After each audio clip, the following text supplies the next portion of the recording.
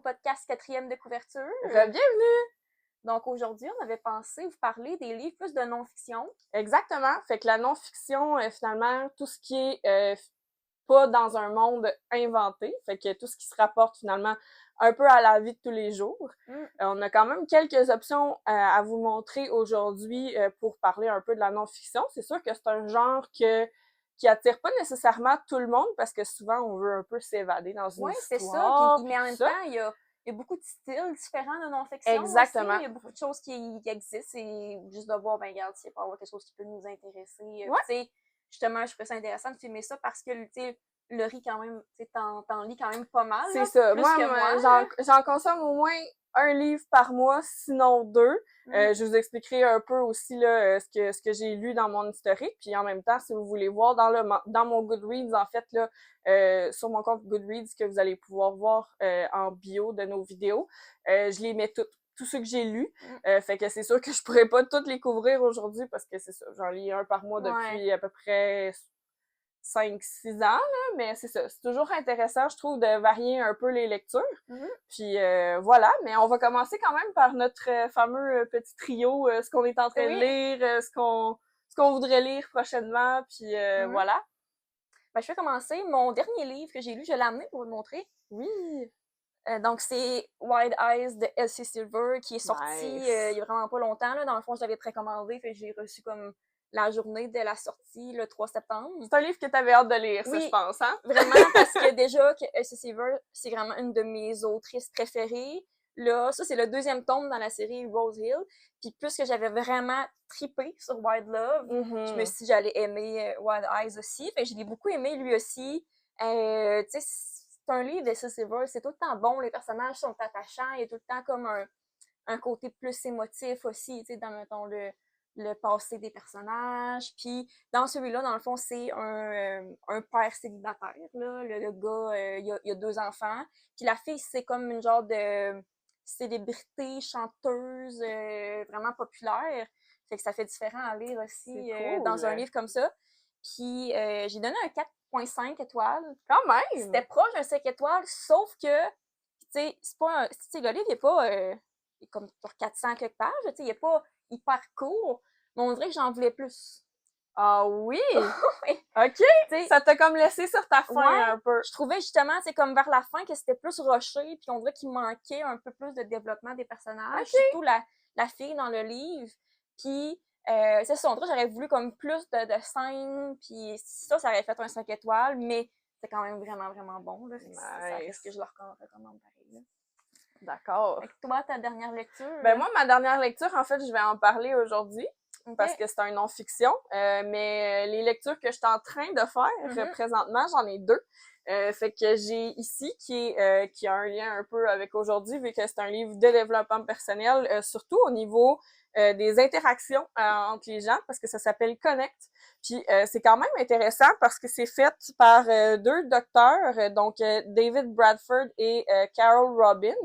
Les 2, en fait, sont des collègues dans la vie, puis ils ont décidé de faire un livre avec un cours qu'ils donnent à l'université. Si je me souviens bien, c'est Stanford. Puis dans le fond, c'est ça, c'est que c'est vraiment comme des exemples, cours par cours, de comment appliquer leurs notions dans les cours qu'ils donnent. Fait que c'est super intéressant. C'est plein de notions, en fait, avec différents types de relations. Donc, on a des fois les relations qu'on a avec nos collègues. Après ça, les relations qu'on peut avoir avec notre conjointe. Après ça, fait que, tu sais, ça donne vraiment beaucoup d'informations. Puis c'est vraiment séparé par mise en situation. Fait que c'est super intéressant comme lecture à date. Sinon, ben, l'autre lecture que je suis en train de faire, parce que je l'ai pas encore fini, c'est Light Lark. Je pense que j'en avais parlé au dernier épisode que je voulais le commencer. Fait que justement, c'est chose faite. Je suis presque rendue à la moitié. Je dois avouer, par exemple, moi qui est une amoureuse de fantasy, j'ai un peu de misère avec celui-là. Je trouve que le monde est énormément chargé. Puis c'est un peu all over the place. J'ai de la misère à saisir un peu l'histoire, mais cela dit, ça va être quand même... Tu sais, je sais que je m'enligne pas sur un 5 étoiles, là, mais ça me laisse assez engagée pour que je continue à lire. J'aime beaucoup la personnage principale, Ayla, qui est comme... ou Isla, finalement. Ça a l'air que c'est Isla qu'il faut dire, mais je refuse.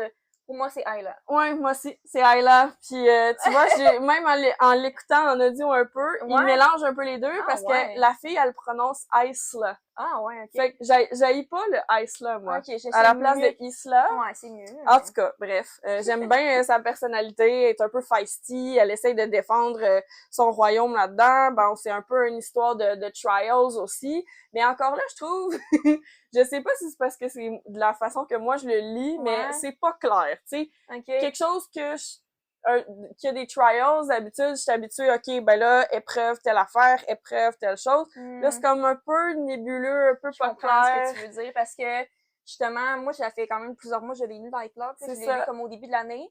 Puis là, récemment, j'ai lu le deuxième tome, Nightbane. Puis justement, tu sais, on dirait que je me souvenais de rien.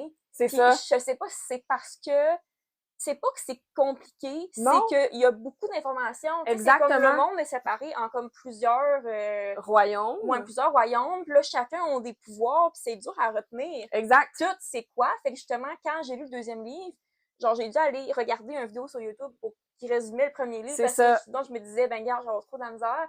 Puis même dans le deuxième livre, des fois, j'allais sur Google, j'écrivais, bon, c'est quoi les pouvoirs des Moonlings, mettons. Ben, parce que je m'en souvenais plus. Moi, je me suis retrouvée à... C'est rare que je fais ça, là, parce que j'annote quand même un peu le livre, là, mais j'ai mon cellulaire, je prends des notes à mesure. Tu sais, mettons, là, pour les pouvoirs ou chaque faction, parce que il y a des... Tu sais, vu qu'il y a des factions qui se ressemblent, des royaumes qui se ressemblent un peu, tu sais, il y a quand même le royaume, bon, des étoiles, le ciel, la lune. Fait que, tu sais, ça se mélange un peu tout dans ma tête. Fait que, mais ça reste quand même une bonne lecture, là. Tu sais, il y a comme énormément d'actions, tout ça. Puis justement, c'est pour ça que ça fait que c'est quand même entertainant à lire en tant que tel. Mais c'est ça, beaucoup d'informations. Je comprends. Moi, ça n'a pas été un coup de cœur non plus. C'est ça. Par contre, le deuxième, j'étais plus embarquée. Puis le troisième, je pense qu'il pourrait être vraiment bon. C'est ça. Puis tant qu'à ça, moi, j'haïs pas ça, la perspective de me dire, OK, ben c'est un build-up pour que ça devienne meilleur. Ouais, mais c'est plate un peu, là, parce que ça va... T'as-tu vu si ça va être une trilogie ou ça va être plus? Je sais pas. Je sais qu'il y a au moins un troisième qui va sortir. Ça sort en novembre. Oui, c'est ça, exactement. Puis en général, le deuxième est beaucoup plus apprécié que le premier. Fait que, qui sait, peut-être que ça va faire quelque chose comme Accoteur, puis finalement, ça va devenir quelque chose de vraiment plus gros, puis on va s'attacher au personnage à mesure. Mais voilà, c'est un petit peu mon résumé à date de Lightlark, de comment je trouve ça. Puis ben justement, le prochain livre que je vais lire, finalement, ça va être Nightbane. Fait que toi, ta prochaine lecture? Ben, ce que t'es en train de lire, oui, c'est vrai. Ce que je suis en train de lire, j'ai commencé cette semaine, c'est Six of Crows de Leigh Bardugo, qui est une duologie que je vais lire depuis vraiment longtemps. Puis pourquoi je l'avais pas lu, c'est que j'avais vraiment entendu beaucoup de gens dire qu'il fallait absolument lire la trilogie Shadow and Bone en premier parce que c'est dans le même monde. OK. Puis je suis pas sûre si chronologiquement ça se passe avant ou si c'est pendant. Je suis pas certaine, mais tu sais, c'est dans le même monde, là. Donc, justement, c'est ça que j'ai fait. Sauf que j'ai vraiment eu de la misère avec Shadow and Bone. Le premier livre était quand même bon, mais tu sais, ça n'a pas été un coup de cœur. Ça a pris un petit peu de temps avant que je lise le deuxième. Le deuxième était très bof, j'ai eu de la misère à le lire. Le troisième, mais je l'ai pas fini. J'ai décidé de le DNF parce que pour vrai, j'étais pas capable. Ça me tentait pas de lire. Fait que justement, ça m'a pris du temps avant de lire Six of Crows. Ça fait genre 1 an que je le lis. Ben quand même. Puis je l'avais pas lu. Fait que justement, j'ai commencé cette semaine. Je suis pas rendue loin. Fait que ça, c'est dur de donner une opinion. Mais à date, les personnages sont vraiment intrigants. Tu sais, tu le sais qu'il y a plus, ils ont une histoire, ils ont un passé, mais tu le sais pas encore. Il y a même de l'historique entre les personnages. Puis justement, ben l'histoire, c'est que ça se passe sur une île où c'est que c'est vraiment une gang de personnes qui sont comme plus un peu dans le monde criminel. Tu sais, genre, ils vont, je sais pas, voler des choses, ils vont, plus se promener dans ces choses-là. Puis là, ben, il y a quelqu'un qui propose un peu d'aller secourir En tout cas, c'est dur à expliquer sans expliquer c'est quoi, parce que je veux pas comme spoiler l'histoire, là, mais c'est dans le fond, c'est 6 personnes qui partent ensemble sauver quelqu'un dans un genre de royaume vraiment protégé, là. Fait que moi, en lisant de plus en plus, ça fait vraiment penser à la série sur Netflix Casa de Papel. Là. Ah oui, OK. Qui est quand même très populaire, ça fait vraiment penser à ça. OK, vu qu'on a le point de vue vraiment des criminels, puis cool. C'est ça, puis justement, c'est comme, je sais pas comment on dit ça en français, un heist, là. Vraiment beaucoup de bons commentaires sur cette idéologie-là. Les autres livres de Leigh Bardugo, moins. Ouais. Mais cette zoologie-là, j'ai entendu des bons commentaires. Fait Effectivement. que je trouve que ça fait très automne aussi. Oui, ben oui, Fait que puis c'est une justement, bonne transition ouais. vers l'automne. Puis en même temps, moi, je me souviens, j'ai pas lu les livres, mais j'ai écouté la série. Ouais. Je me souviens très bien que à toutes les fois où est-ce qu'on avait le point de vue des Six of Crows, Ouais. parce que la série le fait vraiment Ouais. comme si c'était en même temps, C'est ça. constamment. Quand on voit ces personnages-là, moi, c'était tout le temps ce qui m'accrochait Mais le c'est plus dans bizarre parce que l'histoire. moi, j'ai écouté la première saison seulement de Shadow and Bone. Puis quand c'était cette histoire-là, je m'en foutais complètement. C'est-tu vrai? Ouais. OK. Genre, j'écoutais même pas. Je sais pas pourquoi. Ah, moi, ça m'attirait vraiment, on Pourtant, dirait. le livre Shadow and Bone, j'ai pas tant trippé.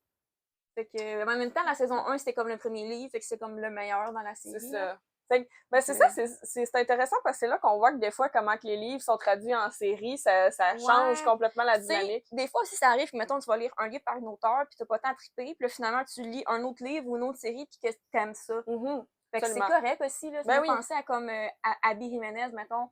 Il y a 2 livres que j'ai lu d'elle que j'ai pas tant trippé, mais c'était comme plus ses premiers livres. Absolument. Puis là, ces 3 derniers, j'ai full trippé. Exact. Fait que, tu sais, ça arrive, puis Oui, c'est pas grave. puis absolument. Puis Ouais. je pense que les DNF, les did not finish ou pas terminés, tu sais, à un moment donné, je pense que la vie est trop courte pour lire des livres Ben, que ça c'est nous tente pas de lire. T'sais, on Là, a fait qu'à un moment tellement de donné. livres qu'on veut lire, comme pourquoi qu'on se force à lire un livre qu'on veut Exact. pas. Surtout quand t'es pas rendu loin dans le livre, c'est comme Ah ouais, regarde, c'est c'est ça. pas À un grave, moment là. donné, là. Ouais. T'sais. Puis quand même que tu aurais été rendu à la moitié du livre ou aux 3/4, Ouais. si ça te tente plus de le lire, ça te tente C'est plus, ça. là. Pas grave. Fait que pour ma prochaine lecture, Oui. pour vrai, je le sais pas. Oh! Intéressant! J'hésite comme entre 3 livres parce que je me dis, après avoir lu Six of Crows, c'est quand même un livre fantastique. Tu sais que souvent, c'est comme, ça demande plus de concentration. Je me dis, ben, je pourrais peut-être lire comme un livre plus, plus petit, là, tu sais. Plus léger. Justement, parce que sur ma page de septembre, j'ai Au cœur de nos tempêtes de Oui. Geneviève Simard, qui, justement, tu sais, c'est pas un livre très long, je pense qu'il est en bas de 300 pages. Je me suis dit, ça pourrait peut-être faire un peu une bonne transition entre des livres plus chargés d'informations. Exact, exact. Fait que je pense que j'ai ça en tête. Sinon, ben, j'avais dit dans le dernier épisode de Nightingale, que j'ai pas lu encore finalement. Je voulais le lire, mais on dirait que je venais de lire Beach Read, que j'ai quand même pleuré pas mal, puis j'étais comme, j'ai pas envie de lire un autre livre émotif, fait que j'étais comme, bon, je vais attendre, là. Parce que ça a l'air que comme c'est vraiment triste. Oui, là. oui. Puis ben, en tout cas, si vous me connaissez, moi je pleure tout le temps en lisant. C'est ça. Là. Fait que, Mais c'est correct aussi, je trouve ça beau, moi, que tu te ouais, laisses mais pleurer c'est parce pendant que tes des fois, lectures. c'est comme, c'est trop demandant, là. Tu sais, après Beach Read, j'étais vidée, là. C'est ça, c'est que ça demande beaucoup d'énergie quand on pleure, tout ça, là. Moi, c'est ça. Mais c'est ça, dans le fond, la duologie, est-ce que tu vas la finir avant de passer à un autre livre? Je sais pas. OK. Je pense que ça va dépendre si, mettons, je suis rendue à la fin puis je me dis, il faut absolument que je lise le prochain. Ouais, ça dépend du feeling, comment ça se tu peut ouais, que je comprends. je le lise tout de suite, mais sinon, je voudrais pas attendre trop, là. Je voudrais le lire sûrement comme en octobre ou... Je comprends. Je voudrais pas trop attendre parce qu'en même temps, la duologie, ça se lit vite quand même. C'est vrai. 2 livres. Deux livres, c'est... C'est fun de pouvoir dire, ben, regarde, j'ai fini la série, là. Tu sais, parce que j'ai quand même beaucoup de séries en cours, là, mais c'est très fun de mettre un check à place d'en commencer d'autres parce que là, en tout cas, j'ai d'autres séries que je veux commencer, mais comme il faut que j'en finisse. Oh oui, effectivement. Bon, super. Fait que, sujet d'aujourd'hui, comme on l'a dit au départ, non-fiction. Donc, tout ce qui se rapporte au monde d'aujourd'hui, des mondes réels, donc rien de qui sort de l'imaginaire, donc surtout des faits vécus, des fois plus des livres de développement personnel, de psychologie. Oui, ou mettons des biographies, des mémoires. Oui. Plein d'affaires. Mettons, mon chum, il lit des livres genre sur le sport. Là, exact. Puis, des livres genre d'histoire, mettons. Là. Oui, oui. Il y a tellement de catégories. Tu sais, juste, mettons, un livre de recettes. Là. Absolument. Ça rentre dans le non-fiction. Absolument. C'est ça, mais ça compte comme une lecture pareille si tu l'as au complet. Là. Ben oui. Ou sinon, c'est pas grave. Là. C'est vrai, j'avais pas pensé à ça, les livres de recettes. Tu sais, mettons. Parce qu'il y a plein de genres. Tu vas en librairie, puis tu sais, c'est pas souvent là que je vais, là, mais tu sais, il y a un rayon, justement. Ben, absolument. Livres de jardinage ou... n'importe quelle passion se lit. Oui. Tu peux apprendre des choses absolument. aussi. Tu sais, genre, tous les livres, tu sais, pour les nuls. Là. Oui! Oh mon Dieu, les fameux livres jaunes! Il y en a tellement. C'est fou. Il y a tout. Genre, tous les sujets du monde, t'as un livre pour les nuls. Absolument. Ouais, c'est vrai. Ça rentre tout dans le non-fiction. Fait que c'est ça. Veux-tu commencer avec ton premier livre non-fiction? Oui. Ben, je voulais vous parler justement d'un genre de non-fiction. Voyons, la misère à prendre mon livre. Qui est le true crime. Donc, moi, c'est plus sous forme de vidéo que j'aime ça, le true crime. Là, des vidéos sur YouTube ou des documentaires, mettons. Puis justement, là, je vais vous parler de livres. Donc, c'est Victoria Charlton, qui est une YouTubeuse québécoise de True Crime, qui a sorti des livres, justement. Tu sais, c'est des histoires vraies, là, des histoires, par exemple, de disparition dans ce premier tome-là. Okay. Donc, ces jours se sont passés vraiment dans la vraie vie. C'est des vrais cas de disparition. Puis elle, ben, elle écrit un peu un résumé, elle donne l'information qui est disponible, elle donne son opinion, elle donne, mettons, des théories qu'elle a. Je pense que j'avais vu 1 ou 2 vidéos d'elle. C'est quand même assez captivant de voir les histoires, puis elle y va vraiment en profondeur dans les détails, là, des fois qui sont pas... qui peuvent être passés rapidement, tu sais, dans un reportage de médias traditionnels, où est-ce que, tu sais, on a l'essentiel de l'information, exactement, mais tu sais, pas nécessairement en profondeur.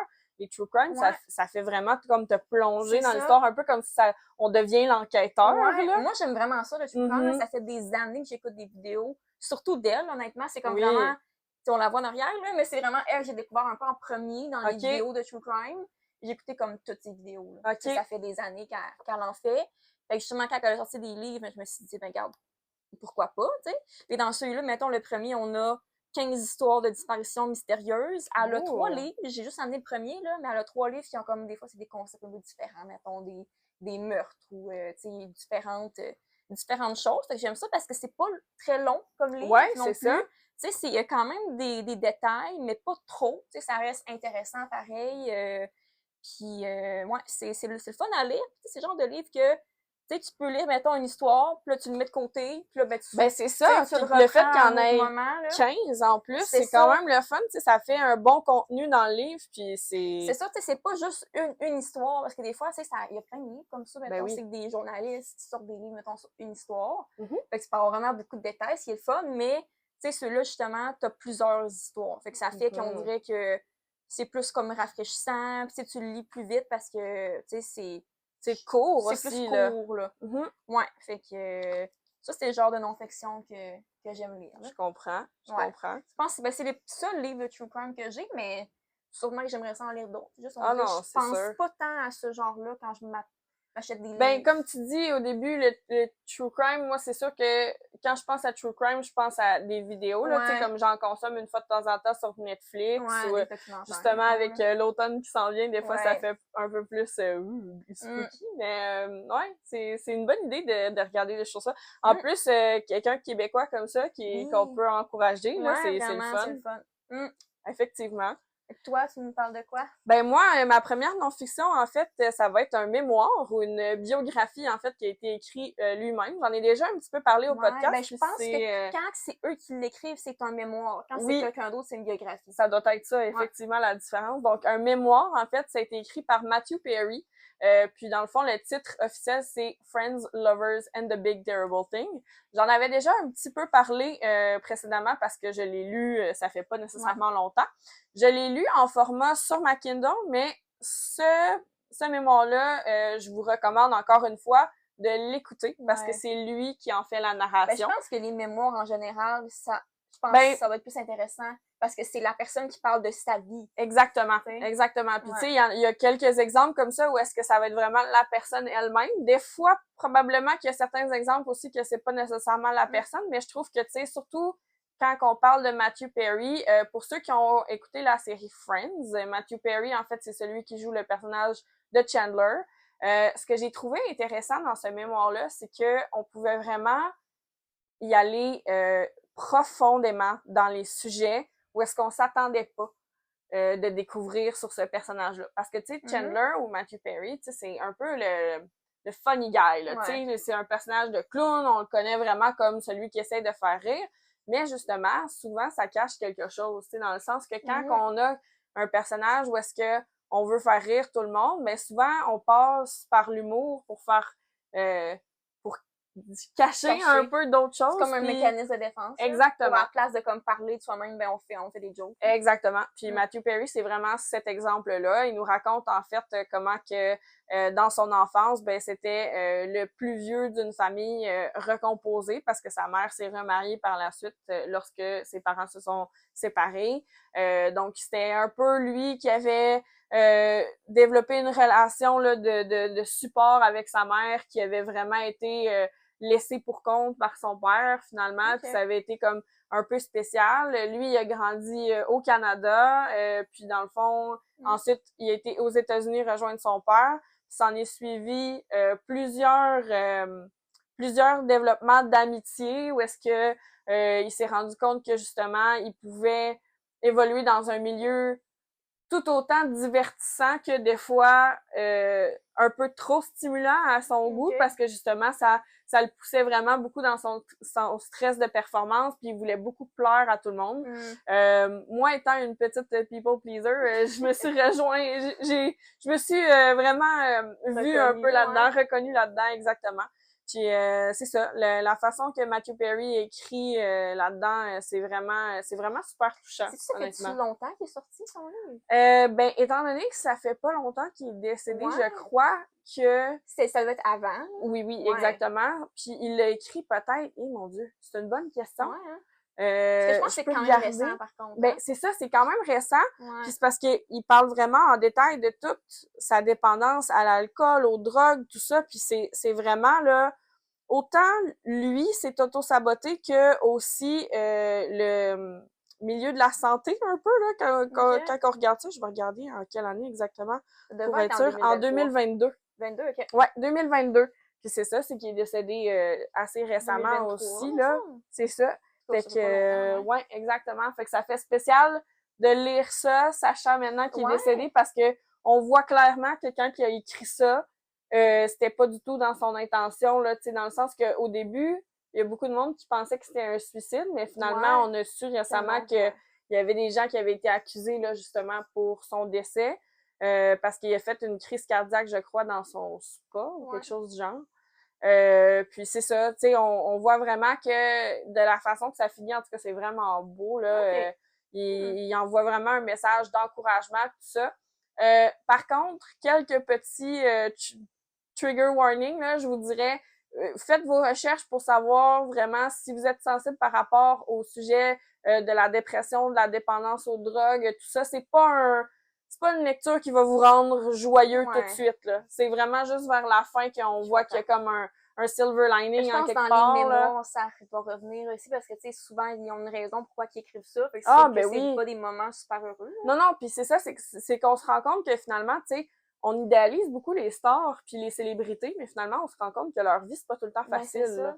Tu sais, tout ce qu'on voit, c'est flamboyant puis c'est beau, mais mon Dieu qu'il l'a pas eu facile, cet acteur-là, là, c'est capoté, là. Veux-tu que je parle de mon mémoire? Ben oui, absolument. Parce que ça me fait penser quand même au mémoire que j'ai lu, là. Je l'ai pas en papier, c'est parce que je l'ai écouté audio. Oui, c'est Janet McCurdy. Oui, dans le fond, c'est I'm Glad My Mom Died de Janet McCurdy qui, si tu la connaissais pas, là, était dans la série iCarly. C'est elle qui jouait Sam, la blonde. Exact. Fait que justement, tu sais, on la connaît comme une actrice, tu sais, justement, là, tu sais, qui ça a l'air d'aller bien dans sa vie. Oui, puis tu sais, une actrice jeunesse, tu sais, qui était là vraiment, je pense que c'était la meilleure amie de Carly, je crois, dans la série. C'est ça. C'est quand même un personnage principal. Puis dans son livre, tu sais, le titre est quand même intense. Oui, I'm glad my mom died, c'est clairement, je suis contente que ma mère soit morte. Mais c'est ça, tu sais, fait que justement, comment ça commence le livre, c'est vraiment comme elle rencontre un peu, tu sais, son enfance, comment ça se passait chez eux, puis elle a grandi dans la religion mormon aux États-Unis. Oh, OK. Fait qu'on apprend un peu, tu sais, comment ça fonctionne, puis tu sais, un peu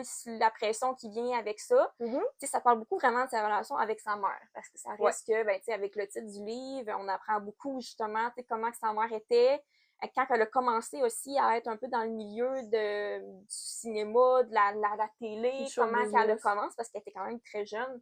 Quand elle a commencé là-dedans, c'est toute la pression qu'elle pouvait avoir, surtout de sa mère qui voulait tellement bien pour elle que sa mère, c'était ça son rêve quand elle était jeune de devenir une star. Fait qu'elle a comme un peu vécu son rêve au travers de sa fille. Elle a mis comme la pression à sa fille qui voulait même pas faire ça au début. Là. Elle aimait même pas ça. C'est vrai? Elle aimait pas ça. Genre faire la comédie, puis genre actrice.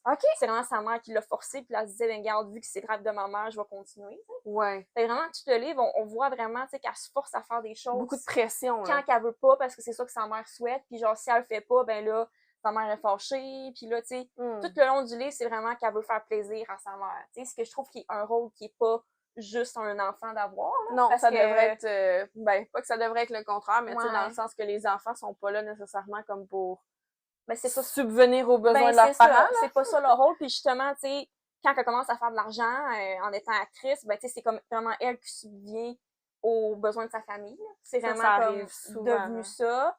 Fait que, tu sais, on voit vraiment aussi, tu sais, un peu l'abus psychologique que sa mère, elle a eu. Tu sais, abus physique, je suis pas certaine qu'il y en a eu, là, au moins qu'à moins que je me trompe, mais vraiment abus psychologique, elle a vraiment, tu sais, joué dans sa tête, là. Puis elle parle beaucoup de troubles alimentaires aussi, tu sais, plus vieille dans sa carrière, consommation d'alcool, de drogue, je me souviens plus, là, mais en tout cas de consommation surtout. Tu sais, elle parle justement, tu sais, quand même une période assez sombre dans sa vie, tu sais, qu'elle sortait avec un gars qui était comme spécial un peu. Mais c'est sûr qu'elle parle aussi de comment qu'elle s'est sortie de ça. C'est ça. Puis elle parle aussi du décès de sa mère. Ouais. Puis justement, ben, tu sais, ce qu'elle s'est rendue compte, c'est qu'après le décès de sa mère, il y avait vraiment comme un poids de libérer sur ses épaules. Tu sais, justement, qu'elle pouvait vivre comme qu'elle voulait sans avoir des attentes ou de la pression de quelqu'un. Fait que d'où là vient le titre. I'm glad my mom died. Ouais, dans le c'est sens quand que même, c'est vraiment comme le soulagement qu'elle a eu suite à cette ouais, situation-là. c'est ça.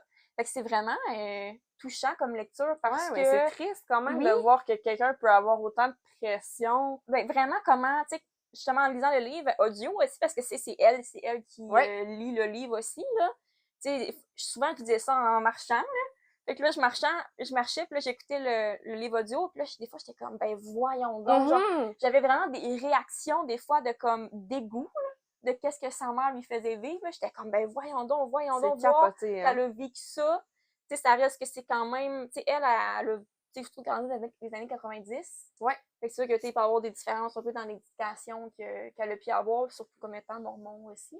Ouais. Fait que c'était vraiment intéressant. J'imagine. J'avais beaucoup vu passer sur les réseaux sociaux.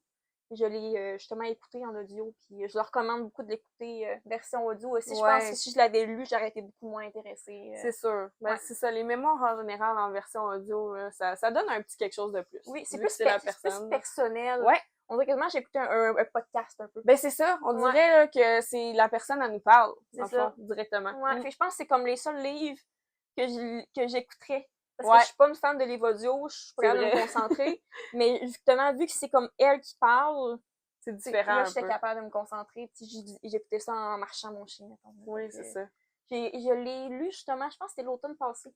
OK. Ouais, fait que j'ai vu ça un peu à l'automne. Oui, comme ça me donne des vibes d'automne, même si il n'y a pas tant de saison pour lire ça. Là. Non, effectivement. C'est vraiment tout au cours de sa vie.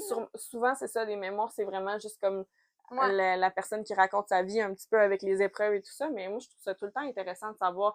C'est fou à quel point on se doute pas de ces choses-là. Quand on connaît pas une personne, on en apprend tellement. C'est ça, puis ça nous fait apprendre une bonne leçon aussi qu'on sait jamais qu'est-ce qui se passe dans la vie d'une autre personne. C'est ça, exactement. T'sais, on pense que quelqu'un a vraiment une belle vie, tu sais, quelqu'un, mettons, on peut avoir plein de célèbres, qui ont plein d'argent, qui ont, tu sais, que tout le monde les connaît, mais en général, tu sais, leur vie va pas super bien non plus. Non, c'est ça, exactement.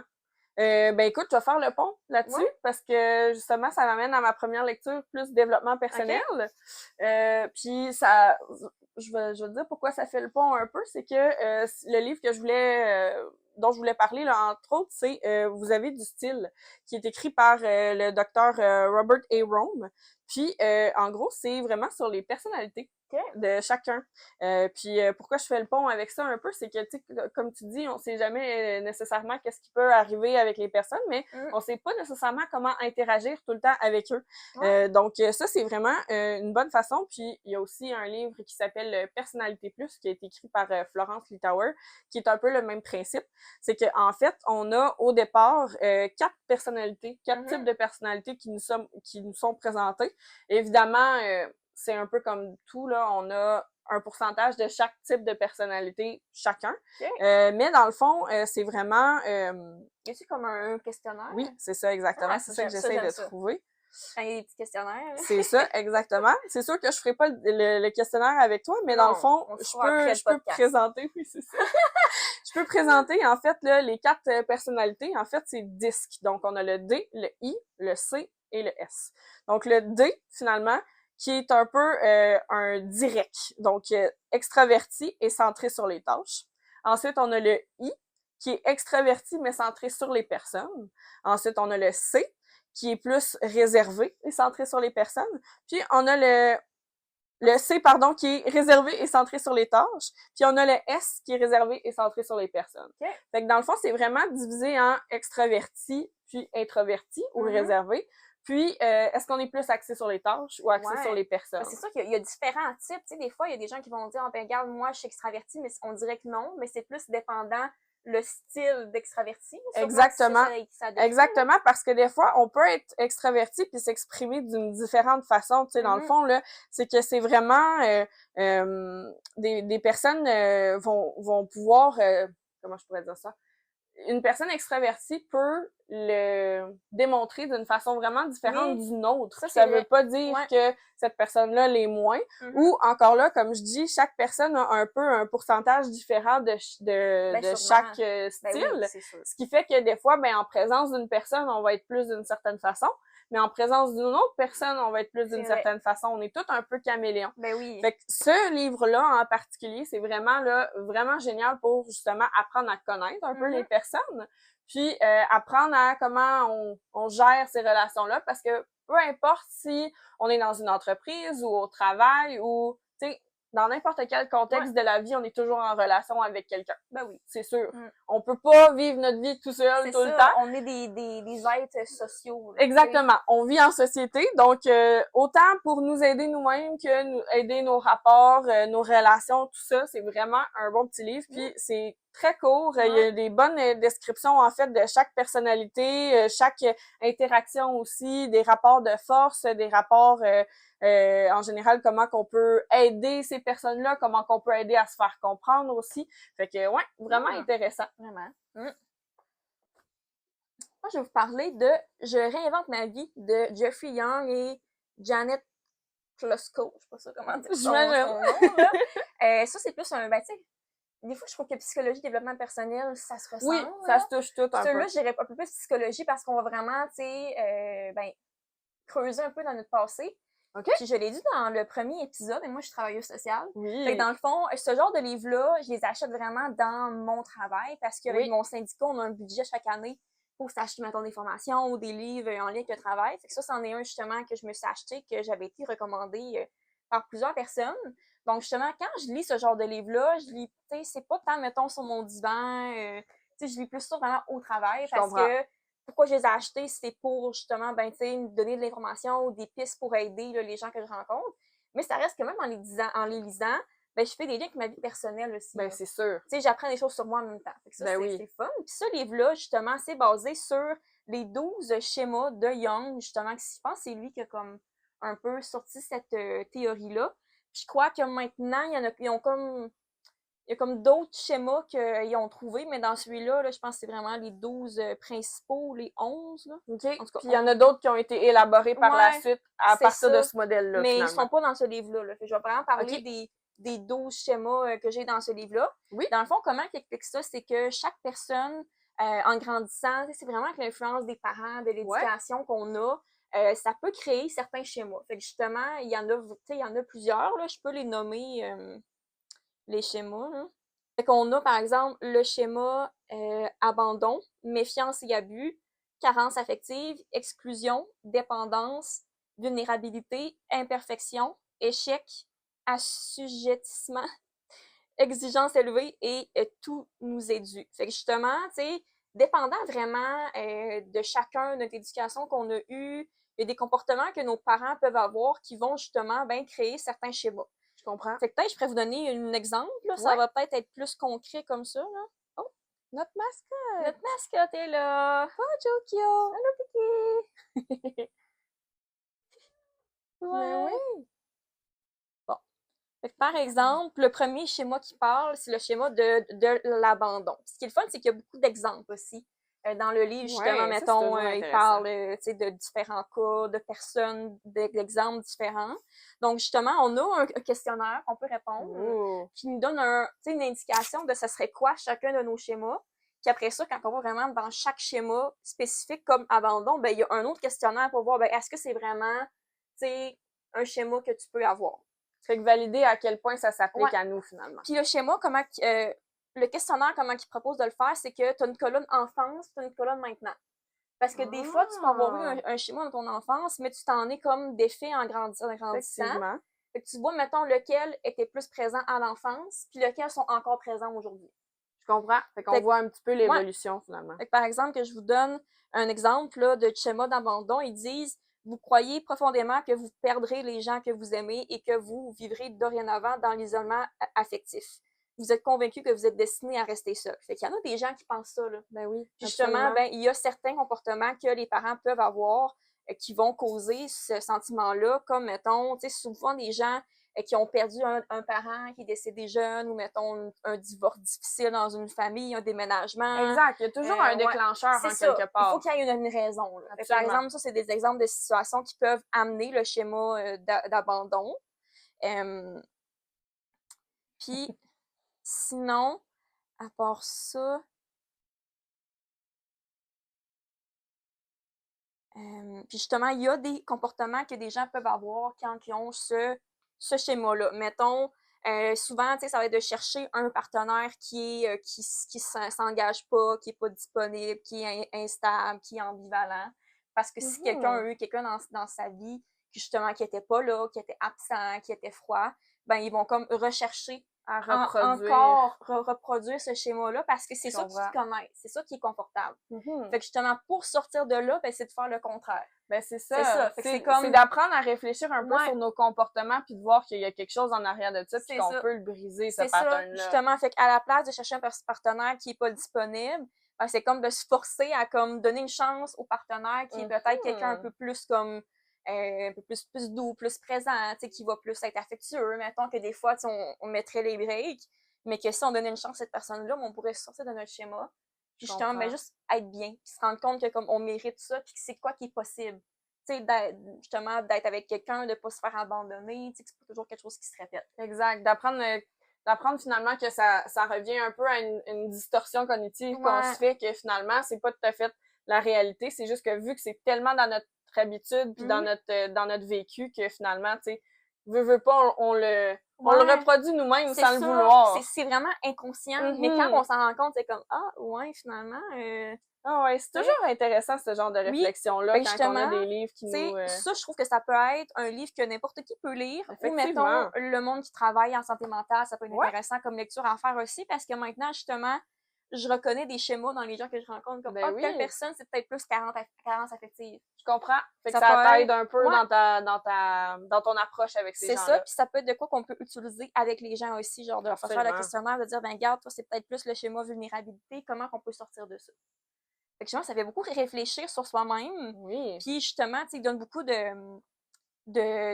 pistes de solutions pour comment sortir du schéma aussi.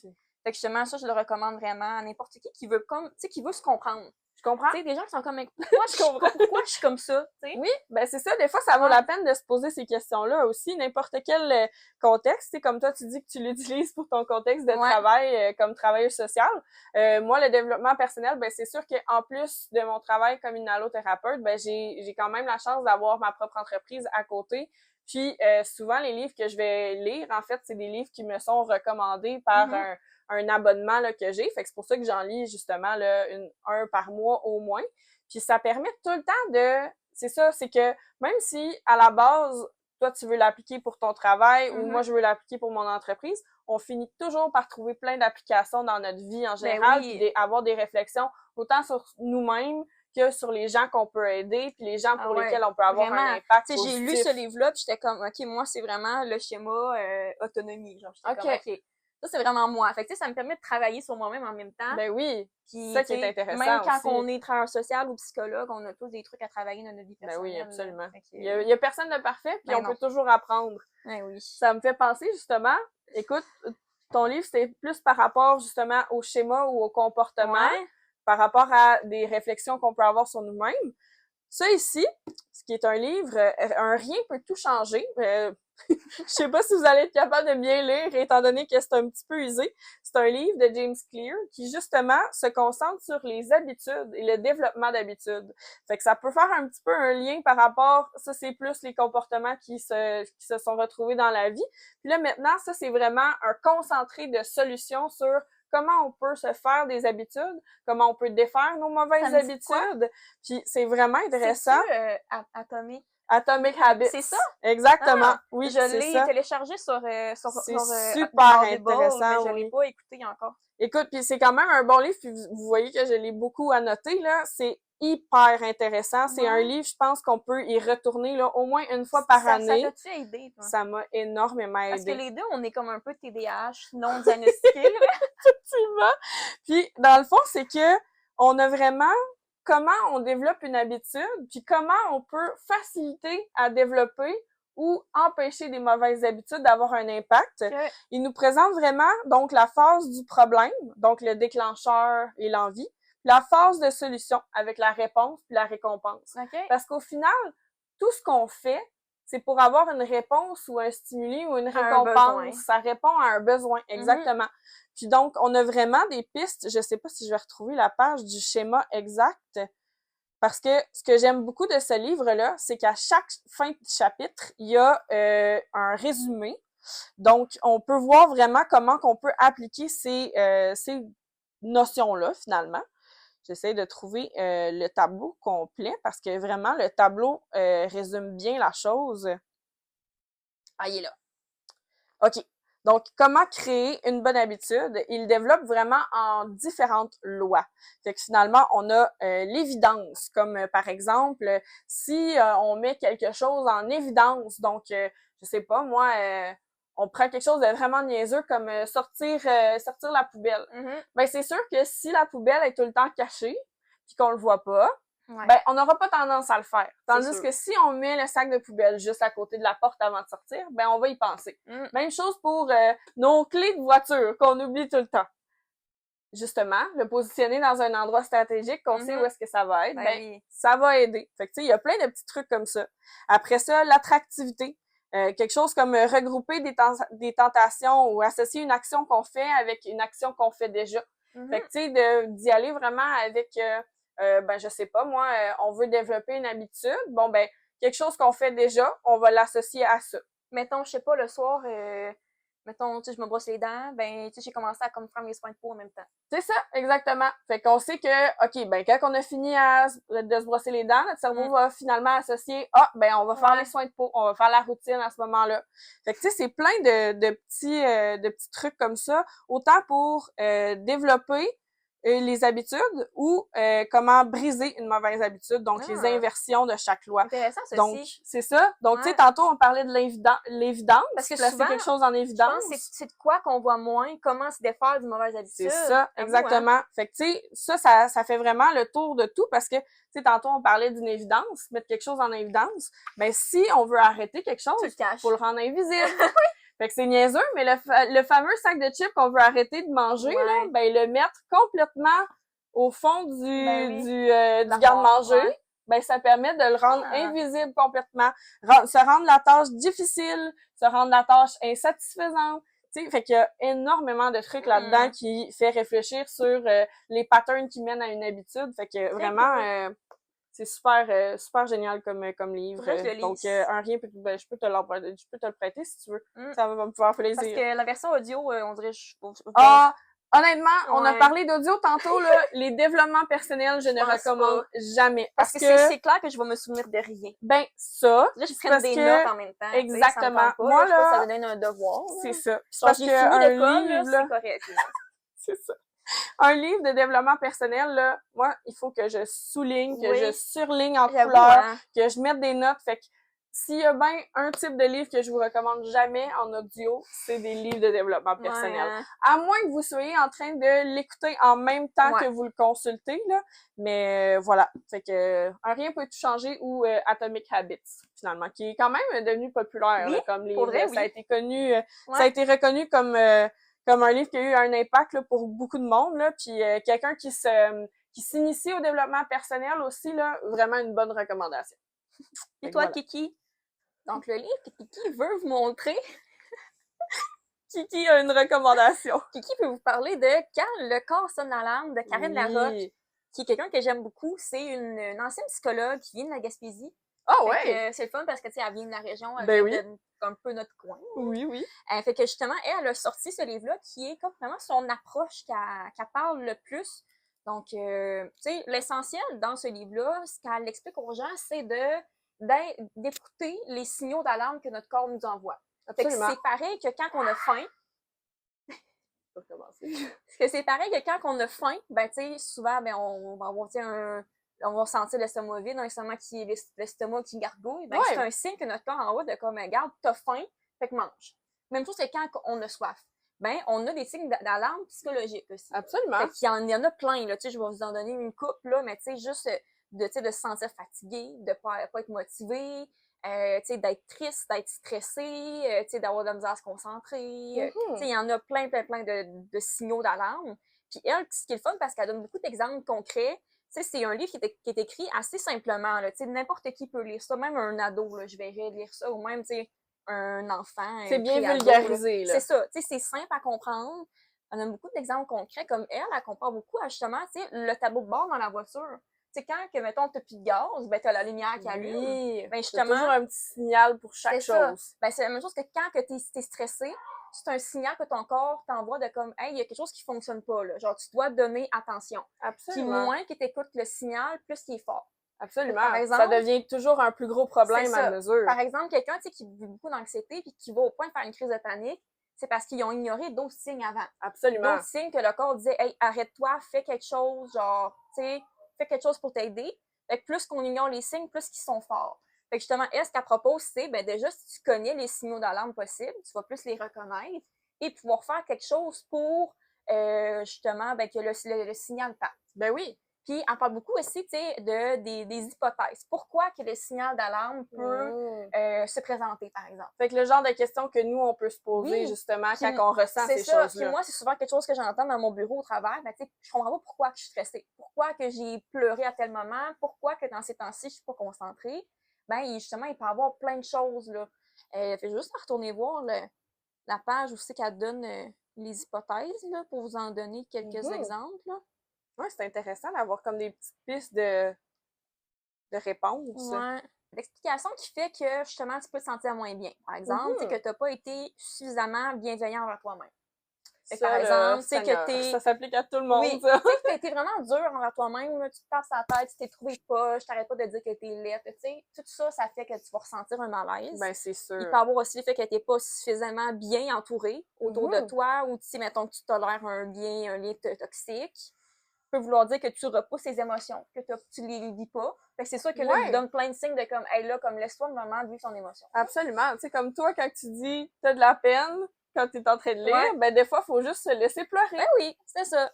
Par exemple, elle dit, ben, quand que tu dépasses tes limites, ce qui est vraiment un gros indice, ou quand que tu négliges tes propres besoins, que ce soit besoins physiques ou besoins psychologiques. Absolument. Puis elle parle quand même d'estime de soi à travers tout ça parce que, tu sais, quand que, par exemple, que tu réponds à tes besoins, que ce soit, ben, physique, mettons, t'as soif, t'as faim, ou tes besoins psychologiques, ben, t'es triste, tu pleures, ben, justement, si tu les négliges, c'est comme si tu te disais à toi-même que t'étais pas importante. Fait que justement, elle, ce qu'elle propose, c'est de répondre à tes besoins le plus vite possible.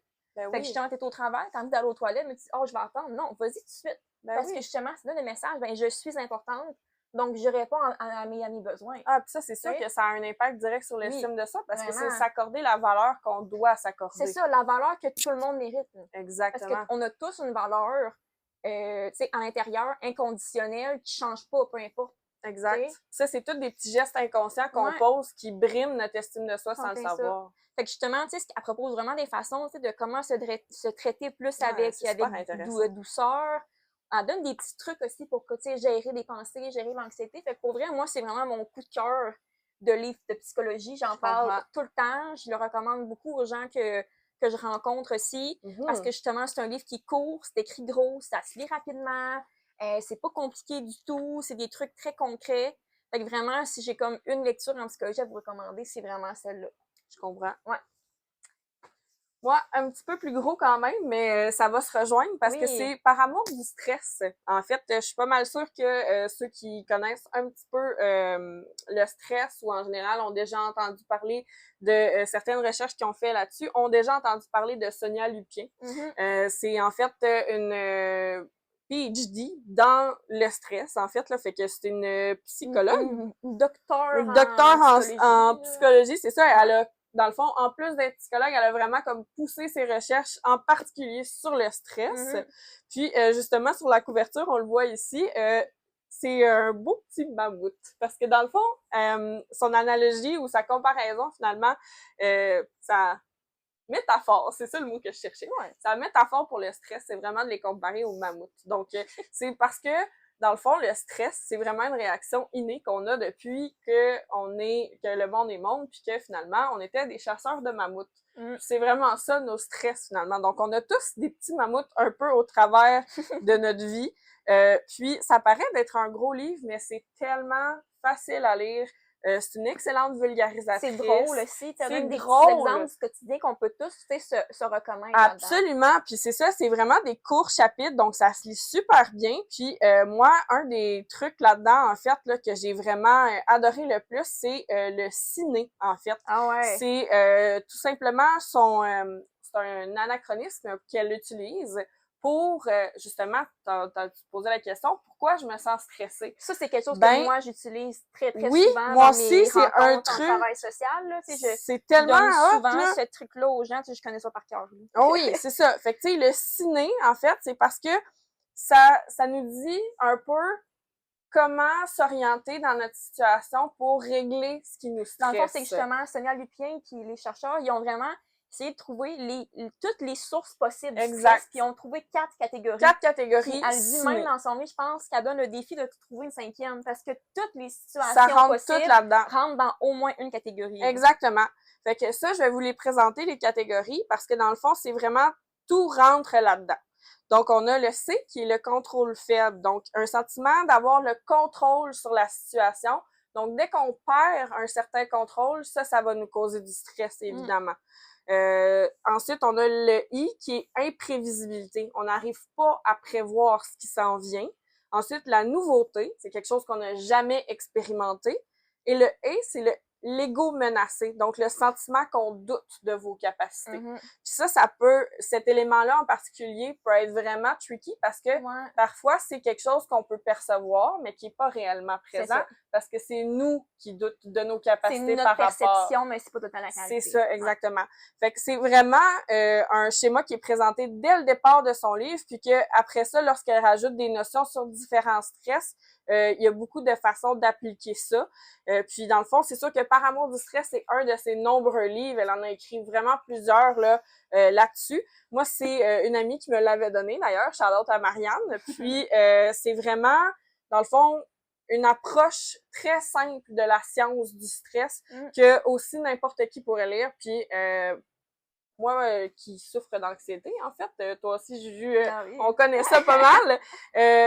Fait que ça peut vraiment aider, en fait, n'importe qui à en apprendre beaucoup. Souvent, quand on en apprend beaucoup plus sur le stress, c'est là qu'on arrive à mieux se gérer soi-même, puis mieux donner des trucs, justement, aux gens. Justement, ce que j'aime de ce livre-là aussi, parce que je le lis aussi oui, c'est vrai. Dans mon bureau de travail, là, mais c'est que ça explique du côté scientifique vraiment dans le cerveau. Exact. C'est quoi qui se passe quand on est stressé, les hormones, tout ça. Fait que ça fait que ça rend le stress concret et rationnel, parce que souvent, le stress, l'anxiété, c'est vraiment souvent dans le irréaliste, dans le irrationnel, mais avec ça, on comprend comment que ça se passe. C'est tellement un bon point. C'est tellement un bon point parce que moi, justement, tu sais, en inhalothérapie, on n'a pas nécessairement, on a quelques cours pour, je dirais, l'aide puis le soutien en tant que tel, mais c'est beaucoup plus dans la science de la respiration. Fait que moi, ça, sincèrement, tu me fais rappeler justement que ce livre-là, ça m'a vraiment approcher en tant que personne un peu plus cartésienne qui aime vraiment s'expliquer les choses. Ça permet vraiment de se dire, OK, ben premièrement, ce que je vis, c'est vrai. Deuxièmement, il y a vraiment une explication qui fait que, OK, ça part de tel neurotransmetteur qui parle à l'autre, puis qu'il y a un signal, qui sort ça, puis là, à tel moment, c'est l'autre hormone. C'est ça. Fait qu'on a un certain contrôle, justement, qu'on est capable de reprendre en comprenant le cheminement de ce stress-là. Fait que c'est super intéressant comme livre. Moi, le dernier livre que je vais vous parler, parce que je voulais trouver quelque chose un peu différent des autres, là. C'est un livre de psychologie quand même, mais qui est vraiment sur l'estime de soi. Ah, Donc ça, c'est une traduction, génial. par contre, là, fait qu'il y a certains mots que comme c'est un peu français de France. Là, OK. bon, c'est pas grave quand même. Là. Ce que j'aime surtout de ces livres-là, c'est qu'il y a beaucoup d'exercices. OK. Par exemple, tu sais, il y a des tableaux qu'on peut remplir, des quiz qu'on peut répondre. Tu sais, c'est pas compliqué à lire comme livre, c'est assez, tu sais, straight to the point. Ouais.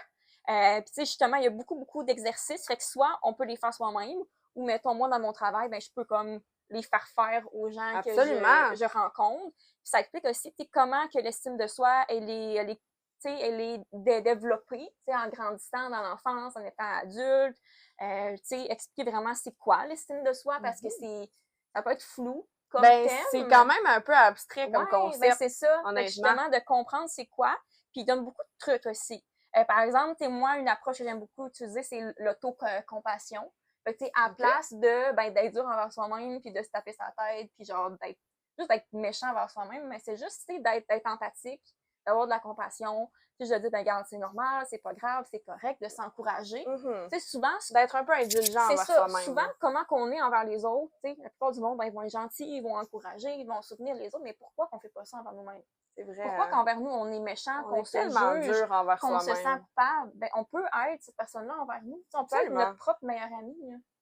C'est beau, ça. Fait que justement, moi, c'est un thème que j'aime beaucoup, l'estime de soi, qui revient vraiment beaucoup dans mes rencontres. Là. Ça arrive souvent que dans plein d'interventions, c'est comme un des sujets, l'estime de soi. Là. Fait que justement, si vous voulez comme découvrir ça, puis faire des exercices aussi, ça a l'air interactif quand même. C'est ça, c'est vraiment interactif. Fait que c'est une bonne façon de travailler sur l'estime de soi, puis à n'importe quel âge aussi. L'estime de soi, guide d'exercices pratiques. C'est écrit par qui? Glenn R. Chiraldi. PhD. Je le connais pas, mais il y a beaucoup de bonnes idées. Ben, parfait, c'est ça qui est essentiel. Fait que c'était le dernier que je voulais vous montrer, même si j'aime pas le format du livre en même temps. Ça fait un peu plus cahier, là. Ben, c'est ça. Pour faire des exercices, ça se fait bien. Ouais. Mais pour lire, c'est sûr que c'est comme, faut que tu lises sur un bureau. C'est ça, je comprends. Moi, mon petit dernier, ça va être celui-là ici. Donc, Le secret de Monsieur Everett, qui est écrit par Alan H. Cohen, qui a écrit, entre autres, je sais pas si tu as déjà entendu parler de Qui a piqué mon fromage. Non. C'est un livre qui est quand même connu. Moi, j'avais lu ça quand j'étais vraiment jeune, sans savoir que c'était un livre de développement personnel. Puis c'est un peu ça aussi qui m'a attirée à partager ce livre-là. Parce que c'est un type de développement personnel que moi, personnellement, j'aime beaucoup. Parce que ça passe toujours par des petites histoires. Donc, Alan H. Cohen, la plupart de ses livres sont faits comme ça. Donc, c'est toujours une petite histoire avec une morale. Mais il y a beaucoup d'autres livres qui sont faits comme ça, en fait. Même. Oui, c'est ça. Ça fait un peu différent parce que à la place de présenter des notions d'une façon un peu plus scientifique puis cartésienne, ou comme genre ce qu'on des a présenté. histoires de cas, mettons. C'est ça, des histoires de cas. Ben, ça, c'est vraiment, on a des valeurs qui sont véhiculées dans une histoire. Donc, en particulier dans Le secret de Monsieur Everett, ce que j'ai bien aimé, c'est que on a un personnage qui, au début, est un petit peu aigri par la vie, un petit peu désabusé, qui a de la misère à gérer un petit peu ses finances. Tu sais, il y a quand même du succès dans son entreprise, mais il se rend compte qu'il manque quelque chose. Il est un peu là sur un plateau dans sa vie, puis il se demande qu'est-ce qui se passe. Fait qu'il va demander conseil à Monsieur Everett, parce que Monsieur Everett a déjà beaucoup de succès, puis lui, sa philosophie de vie est vraiment positive, puis il va lui apprendre un peu à vivre comme ça. Puis justement, c'est vraiment une histoire qui est particulièrement touchante, je trouve. C'est sûr qu'il y a quand même un petit plot twist, fait que j'en parlerai pas. Un peu, mais genre une histoire fictive. Oui, c'est de la fiction, mais qui touche aux non-fiction. Fait que c'est pour ça mon genre, je pense. C'est ça. C'est pour ça que je trouve ça intéressant, parce que les gens, souvent, mettons, qui sont pas attirés vers le non-fictif, parce qu'ils aiment toujours passer par une petite histoire ou quoi que ce soit. Ça, c'est vraiment un bon exemple de livre. Ça me fait penser un peu, je sais pas si tu lisais ça, les bouillons de poulet quand t'étais plus jeune, bouillons de poulet pour l'âme ou ces choses-là. Ça me dit quoi, mais je pense pas que j'ai déjà lu. Parce que dans le fond, c'était vraiment des recueils de plein d'histoires. C'était un petit peu plus feel good que développement personnel, mais ça revient un peu à ça. Il y a plein d'exemples comme celui-là, mais moi, personnellement, c'est un livre que j'ai lu, là, c'est récemment, en fait, cette année que je l'ai lu. Puis je trouve tellement que les valeurs là-dedans puis les morales sont tellement bien expliqué. C'est comment vraiment, parce que souvent, on se met un peu des œillères, puis on se sent un peu coincé dans notre réalité, puis c'est comment on est capable d'ouvrir les yeux à d'autres réalités, à une autre mentalité qui est un peu plus constructive, puis un petit peu plus vers les richesses qu'on est capable de trouver dans notre vie sans s'en rendre compte. OK. Fait que non, vraiment jolie histoire. Cool. Puis voilà. Parfait. Fait que ça conclut pas mal nos ben, recommandations de savoir, non-fiction. Vous, ça serait quoi vos recommandations? Absolument. Vos coups de cœur dans la non-fiction, peu importe c'est quoi le style de lecture, développement personnel, true crime, mémoire, importe, biographie, n'importe quelle recommandation en fait, parce que c'est toujours le fun de pouvoir varier nos lectures, puis d'en apprendre, parce que moi c'est ça que je trouve le plus intéressant dans la non-fiction, c'est qu'on finit toujours par apprendre quelque chose. Ouais, vraiment. Parfait. Ben, super. Oui. Fait que, donc, on fait notre petit segment Kiss, Marry, Kill. Absolument. Donc, ça finit toujours bien un épisode. Oui, tu veux piger pour moi en premier? Oui. Fait que je t'en pige 3 dans le fond. Ah, mon Dieu, je pense que j'en ai 3 déjà d'un coup. 1, 2, 3. Oui, attends. Alors, on a Rowan, The Throne of Glass. Oh, bon choix. Fait qu'on a Rowan, The Throne of Glass. On a Violet de Fourth Wing. OK. Et on a Amaranta de ACOTAR. Bon, je pense que je vais kill Amaranta. Je suis pas mal d'accord avec ça. Je vais marier Rowan. Mm-hmm. Je vais donner un petit bec à vie à Violet. Là. Pourquoi pas? Ça peut être d'amitié, intéressant. On sait jamais. Bon, pour le riz, bon, puis j'ai 3. Bon.